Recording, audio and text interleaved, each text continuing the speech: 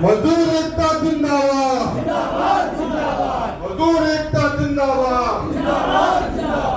दम है कितना दमन में तेरे, दम है कितना दमन में तेरे। भारत माता की, भारत माता की, भारत माता की। वंदे वंदे। आज अंतरराष्ट्रीय श्रमिक दिवस क्यों मनाया जाता है, इसके बारे में आप लोग के बीच में चर्चा हुई। मानव आदिम काल से ही कहीं न कहीं शोषण का शिकार रहा है। जब किसी भूभाग को घेरकर प्रथम आदमी ने कहा होगा कि यह मेरा है, और फिर दूसरे ने कहा कि यह मेरा है, और वहां पर जो ताकतवर था उसने ज्यादा भूभाग को घेरा, और जो ताकतवर कम था उसको उसमें काम करने के लिए लगाया। वहीं से शोषण का इतिहास शुरू होता है। और जब बाद का समय आया तो जो किसान था, किसान का बेटा काम अपने खेत में कर रहा था और उसका पूरा परिवार लगा हुआ था, लेकिन उसकी आजीविका नहीं चल रही थी, तो वो शहर में आकर मजदूर हो गया। किसान से जब औनत किया तो वो मजदूर हो गया। यहाँ पर कारखाने बने और कारखानों में काम करने लगे। अमेरिका में, जैसा लोगों ने बताया कि 1886 ईस्वी में आंदोलन साम्यवादियों ने, समाजवादियों ने और किसान मजदूर यूनियन ने हड़ताल की कि हम 12 घंटे काम नहीं करेंगे। बम धमाका हो गया। जो पूंजीपति है या जो सरमाया है, जो ताकतवर है, वो झूठ बोलता है। वो लगातार झूठ का सहारा लेकर भ्रम फैला करके यह कहा कि मजदूरों की तरफ से बम धमाका हुआ। लेकिन जब जांच हुई उसकी तो पता लगा कि मजदूरों ने कोई बम धमाका नहीं किया था, लेकिन पुलिस ने गोली चला दी, और पुलिस की गोली से 7 मजदूर शहीद हो गए थे। इसलिए उनके प्रयास से 12 घंटे का 8 घंटा हुआ, और उनकी जो शहादत है, जो कुर्बानी है, हम उन्हें श्रद्धांजलि देने के लिए आज अंतरराष्ट्रीय मजदूर दिवस मनाते हैं। उन्हें श्रद्धांजलि देते हैं कि उनके प्रयास से मजदूर को 8 घंटे मिला, और लगातार मजदूर के हित में कुछ न कुछ कानून बना। और यह भारत में 1923 में मद्रास में पहला, जो चेन्नई है यार, पहला मजदूर दिवस आयोजित किया गया। तो महात्मा गांधी ने कहा है कि किसी देश की उन्नति तभी संभव है जब वहां का किसान और मजदूर उसके जीवन स्तर में बदलाव आएगा, नहीं तो वो देश कभी तरक्की नहीं कर सकता। लेकिन स्थिति यह है कि 75 वर्ष बाद आजादी के आज भी मजदूर की स्थिति में पूरा सुधार नहीं हो पाया। लगातार साम्यवादी और समाजवादी लगे हुए हैं, उन्होंने लगातार संघर्ष किया है, लेकिन शोषण, अन्याय, अनाचार, अत्याचार कम नहीं हो रहा। जैसा छिपर साहब ने बताया कि यहाँ ठेकेदारी प्रथा है, जितने भी सरकारी और अर्ध सरकारी उपक्रम हैं, संस्थान हैं, उनमें चाहे पार्क हो, चाहे सफाई का काम हो, चाहे बिजली दफ्तर हो, हर जगह जितने भी काम हैं इनके, सब जगह ठेकेदारी प्रथा है। वहां पर जो ठेकेदार है वो मजदूर का शोषण करता है। कानून बने हुए हैं, लेकिन सरकारी जो अधिकारी है, जैसा मिश्रा जी ने कहा था कि वह कानूनों का सही इस्तेमाल मजदूर के हक में नहीं करता। और जैसा कि संपूर्ण जो सारे पूंजीपति हैं वह सभी खराब नहीं है, न सभी मजदूर खराब है, लेकिन उनके बीच में बातचीत करने का जो तरीका है वो अफसर होने नहीं देता। अफसर और कर्मचारी अपने निजी लाभ के लिए उनके अंदर मजदूर और मालिक से संवाद नहीं करने देता, इसलिए कुछ स्थितियां पैदा होती हैं और कुछ लोग शोषण तो करते हैं। आज की स्थिति यह है कि 70 करोड़ लोग, जीडीपी का 3% ही केवल उनके पास है। जितना 22 पूंजीपतियों पर संपत्ति है, केवल 22, और 70 करोड़ पर उतनी संपत्ति है। स्थिति यह है तो असमानता बढ़ती जा रही है इस देश में, और हम समझ नहीं पा रहे। हम लोग कहीं जातिवाद में, कहीं धार्मिक पाखंड में फंसे हुए हैं।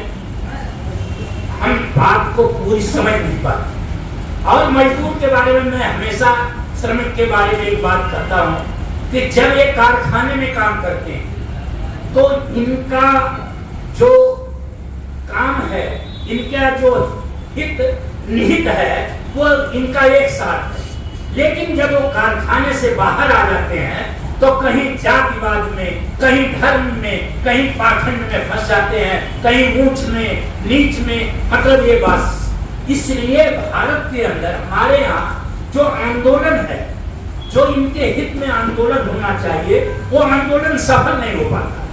तो लगातार लोग लगे हुए हैं। हमें उदासीन होने की जरूरत नहीं है, हमें इस कार्य करते रहना चाहिए जिससे इनका जीवन, इनके जीवन स्तर में सुधार हो। वो शिक्षा से हो सकता है, चिकित्सा से हो सकता है, तो इनकी मांग हमें लगातार सरकार से करते रहना चाहिए। और इनका वेतन, और वेतन के बारे में विसंगति में बताना चाहता हूँ कि कर्नाटक, महाराष्ट्र और केरल में न्यूनतम मजदूरी मजदूर की बहुत अच्छी नहीं, तब भी संतोषजनक है। लेकिन उत्तर प्रदेश, बंगाल, बिहार, उड़ीसा और यहाँ तक कि पंजाब के अंदर भी उतनी न्यूनतम मजदूरी नहीं मिल पाती। हम इस मंच के माध्यम से सरकार से मांग करते हैं कि कम से कम पूरे देश के अंदर जो न्यूनतम मजदूरी है कर्नाटक के बराबर की जाए, दिल्ली के बराबर की जाए, जिससे यहाँ पर मजदूरों को लाभ मिल सके। यह स्थिति बनानी पड़ेगी, क्योंकि मजदूर तो पूरे देश का वही मेहनत करता है, काम करता है, मेहनत कश है। चाहे वो बिल्डिंग बन रही हो, चाहे कोई भी चीज बन रही, करने का काम तो मजदूर ही करता। अगर ये ना हो तो कौन सी तामीर हो रही है? ये मेट्रो रेल भी नहीं चल सकती थी अगर यहाँ श्रमिक ना हो। जो इतना महत्वपूर्ण अंग है, मैं मानता हूँ कि बिना पूंजी के ये काम नहीं होता, लेकिन बिना श्रम के भी ये काम नहीं हो सकता। श्रम भी बहुत जरूरी है। तो आप लोग यहाँ पर आए हो, मैं आप लोगों का अभिनंदन करता हूँ, स्वागत करता हूँ। और लगातार आप लोग ज्ञानपीठ में आते हैं और ज्ञानपीठ में जो महापुरुष हैं उनके बताए रास्ते को पर चलने का प्रयास करते हैं, संकल्प लेते हैं। आज मजदूर दिवस पर भी हमें ये संकल्प लेना है कि हमें समाज में, देश में प्रेम, सद्भाव, भाईचारा कायम करना है, मानवता कायम करनी है, जाति और धर्म से ऊपर उठना है, धार्मिक पाखंड के बीच में नहीं पड़ना है, क्योंकि मजदूरों का, किसानों का, देश के लोगों का सबसे ज्यादा अगर नुकसान हुआ है तो पाखंड के कारण हुआ है।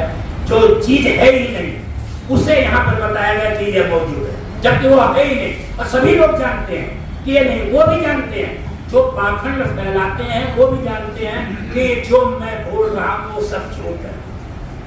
लेकिन उनका काम है यह कि जब अगर पाखंड फैला रहेगा तो उनका हित होता रहेगा, लोग भ्रम में रहेंगे, कांवड़ लाते रहेंगे, उनका हित होता रहेगा। वो संघर्ष की बात कभी नहीं सोचेंगे, लड़ाई की बात नहीं सोचेंगे, अपने अधिकारों की बात नहीं सोचेंगे। जब अधिकारों की बात नहीं सोचेंगे तो वो कभी संघर्ष नहीं कर सकते। इसलिए अपने अधिकारों को प्राप्त करने के लिए हमें जागरूक रहने की जरूरत है, संघर्ष करने की जरूरत है। संघर्ष से ही उन शहीदों ने अगर संघर्ष नहीं होता किया होता तो 12 घंटे का 8 घंटा नहीं होता। और लगातार संघर्ष से 1886 से अब तक संघर्ष ही हो रहा है, तभी कुछ कानून मजदूर के हित में बने हैं, श्रमिक के हित में बने हैं और श्रमिक का कल्याण हुआ है। तो हम लोगों को निराश होने की जरूरत नहीं है, लगातार हमें प्रयास करने की जरूरत है। मैं आप लोगों का मंचासीन सभी लोग यहाँ आके हमारा सम्मान बढ़ा ज्ञानपीठ का, मैं आप लोगों का भी हार्दिक अभिनंदन करता हूँ, आप लोगों का स्वागत करता हूँ और गीतकार महोदय का भी स्वागत करता हूँ, पत्रकार बंधु का स्वागत करता हूँ और आप लोगों का बहुत बहुत धन्यवाद करता हूँ।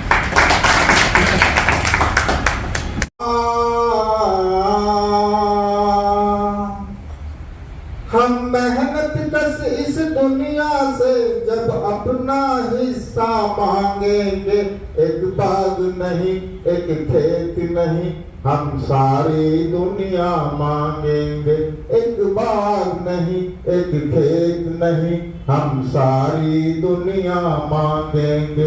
हम मेहनत कस इस दुनिया से जब अपना हिस्सा मांगेंगे, एक बाग नहीं एक खेत नहीं हम सारी दुनिया मांगेंगे, एक बाग नहीं एक खेत नहीं हम सारी दुनिया मांगेंगे। हम मेहनत कस इस दुनिया से दौलत की अंधेरी रातों ने मेहनत का सूरज छुपा लिया, दौलत की अंधेरी रातों ने मेहनत का सूरज छुपा लिया। दौलत की अंधेरी रातों से हम अपना सवेरा मांगेंगे, दौलत की अंधेरी रातों से हम अपना सवेरा मांगेंगे।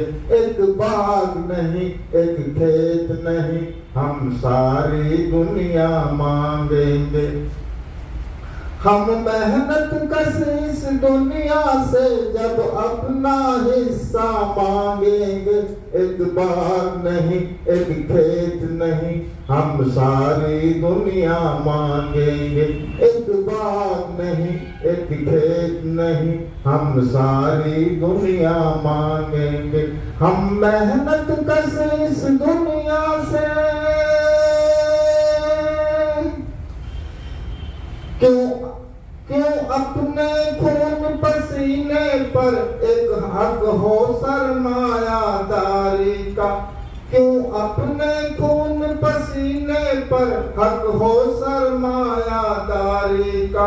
मजदूर की मेहनत पर अब हम मजदूर का कब्जा मांगेंगे, मजदूर की मेहनत पर अब हम मजदूर का कब्जा मांगेंगे। एक बाग नहीं एक खेत नहीं हम सारी दुनिया मांगेंगे। हम मेहनत कस इस दुनिया से जब अपना हिस्सा मांगेंगे, एक बाग नहीं एक खेत नहीं हम सारी दुनिया मांगेंगे, एक बाग नहीं एक खेत नहीं हम सारी दुनिया मांगेंगे। हम मेहनत कस इस दुनिया से। धन्यवाद।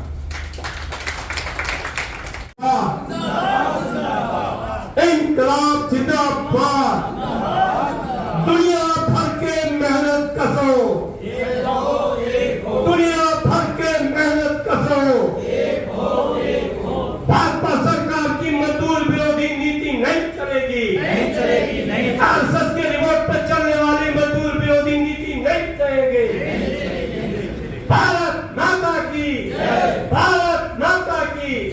वंदे वंदे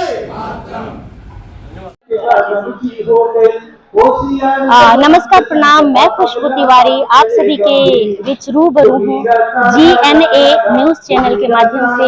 आप सभी इसको देखिए, सुनिए, ढेर सारा प्यार दीजिए और चैनल को सब्सक्राइब करिए। बहुत बहुत धन्यवाद।